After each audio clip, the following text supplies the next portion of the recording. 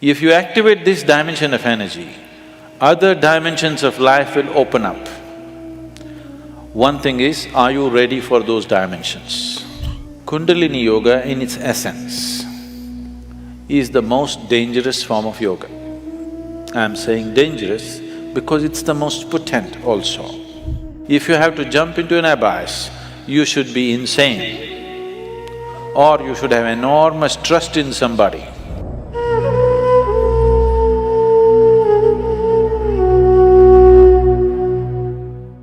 So what is Kundalini? Right now, I'm speaking. This is Kundalini. You are alert and listening. If you are alert and listening, that is Kundalini. A flower is blossoming, that is Kundalini.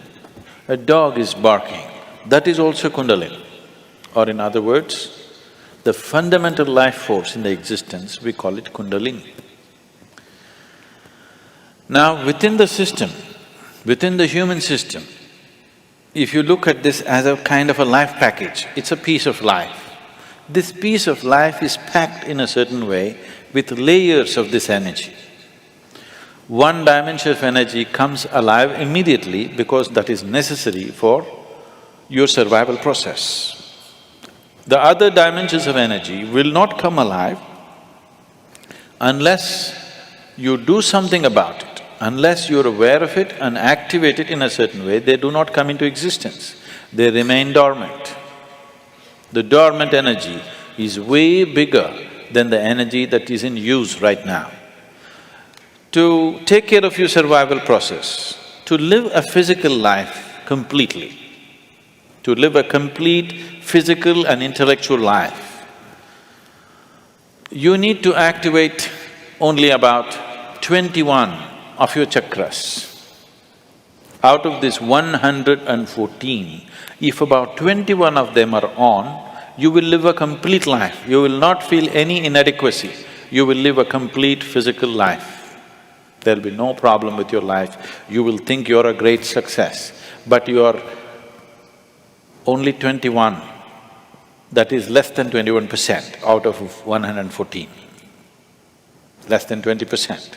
At less than 20%, you will feel like a complete life without any inadequacies. The remaining percentage of life, what is it about?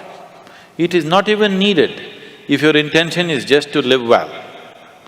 If you activate this dimension of energy, other dimensions of life will open up. One thing is, are you ready for those dimensions? The question is not about whether it's good or bad. The question is just about, are you ready for it? Because even if the best things in life come to your life, when you are not ready for it, it will not be a good thing for you. In your experience, it will not be a good thing if something came to you when you're not ready for it, isn't it so? Even if it's the greatest thing, it may be the greatest thing, but it came to you when you are not ready for it, then it is not a good thing, isn't it? So are you ready for it is the first question. If you're ready for it, what can we do for it?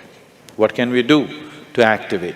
There are various ways of doing this, many ways, but the Kundalini yoga, are people familiar with Kundalini yoga, practicing or… okay. Kundalini yoga, I'm not making a comment about anybody, okay? Kundalini yoga in its essence is the most dangerous form of yoga. I'm saying dangerous because it's the most potent also. What is most potent is always the most dangerous, if improperly handled. There are various kinds of energy in the world right now. Even the electricity is being manufactured produced in so many different ways. One of the ways that we do it is through nuclear reactions, nuclear reactors rather. It is the most efficient way of producing energy that we know right now, but it is also the most dangerous way, isn't it? When things go wrong, they go seriously wrong. When they're going right, it is the easiest And the best way to produce energy on the planet is nuclear energy actually. But when it goes bad really bad, like in ways that you can't fix it. So similarly with Kundalini Yoga, it is the most potent and it is the most dangerous. Without the necessary preparation and guidance, without expert guidance, constant guidance and observation, nobody should ever attempt it. But the problem is, books have been written about it and everybody wants to do the highest yoga. Nobody wants to start with A, everybody wants to start the alphabet with Z. This attitude itself is dangerous. What can be a life-transforming force can become a life-destructive force simply because without the necessary commitment and dedication and focus and understanding, it is being handled.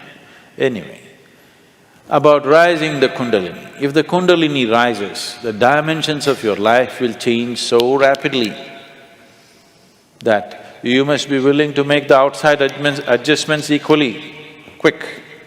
Otherwise, things will fall apart in a big way. In the classical yogic traditions, there is a certain type of yoga we teach for people who live in family situations. There is a certain other type of yoga we teach for ascetics. In Isha we have both the forms. We have ascetic yoga and we have the general yoga. We will never teach you the ascetic form, that is the most potent way to do it. But it will demand a certain dimension of discipline and focus which your regular lives will not allow. If you do that kind of yoga, it will dismantle your outside life instantly. Now this yoga is not designed to dismantle your life, this yoga is designed to make your life happen better. When life happens better, when things happen better, you make more money, your business is going better, your profession is happening better, your generally, unfortunately, your longing to seek the higher becomes slower. Yes? So in the real sense, it is not the good way to do it, but it's the only way it works in today's world. And it's the only way it works for majority of the people. For a small number of people, we can do it other ways. We can bypass all these things and just do very powerful ways of doing things, but it will dismantle all social structures around them, which is not good for everybody to do. So these are different dimensions. Kundalini Yoga, if it has to be practiced, you must be in a certain kind of atmosphere. You cannot live in social situations and do Kundalini Yoga. Otherwise, in the name of Kundalini Yoga, you're doing something simplistic. Otherwise, Kundalini Yoga can transform the way you are within days. Suddenly you find you are a stranger in your own home within 2 days of practice, because it will change everything about you. So can we raise the Kundalini? Yes, we can. One way is to create a conducive atmosphere so that slowly it rises. The other way is to provoke it in such a way that it raises quickly. If it rises quickly, then everything changes dramatically. If it rises slowly over a period of time, changes will happen slowly, you will be capable of handling these changes over a period of time. But if it happens very quick, then you will not be able to handle the changes. Things will look like things are falling apart. So there are different ways of doing this. How many ways? There are too many ways. I will not go into how many ways. There are so many ways of doing it. Essentially, there are 112 ways of doing it. There are 112 ways in which you can take this up. From the base to… for this you have to know the structure, otherwise it'll become very elaborate. Out of these 114 chakras, there are 7 which we recognize as 7 dimensions. Out of this, 6 are within the body, 1 just outside the physical body. So if you employ these 112 methods, you will handle the 6th chakras. The 7th one you cannot handle. There are 112 ways in which you can attain to a chakra which we refer to as Agna. But from Agna to Sahasrara, there is no way. There is no way to do it. You just have to jump into an abyss. If you have to jump into an abyss, you should be insane, or you should have enormous trust in somebody. Somebody says jump, and you are jumping because you have such a deep trust in somebody that when he says jump, it has to be good for you. You simply jump into a bottomless pit.